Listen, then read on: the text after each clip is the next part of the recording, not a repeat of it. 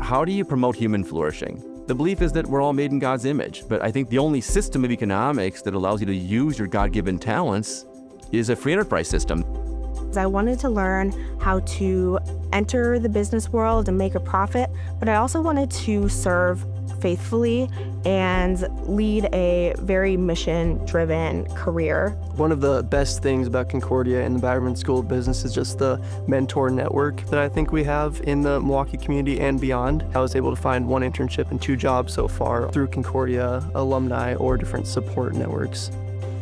We have a very robust mentoring program to C-suite level mentors. This is around our philosophy of experiential learning. Connect you with a real world business in the area that needs help, and your marketing class builds a marketing plan. Today is our annual Liberty, Faith, and Economics Summit. Students have the opportunity to engage with nationally known or even internationally known speakers. I think that really almost changes their perspective on what they can accomplish, because it gives them something to keep them interested and know that my studies can lead to something really important. Milwaukee's a great, vibrant city to find internships, different opportunities.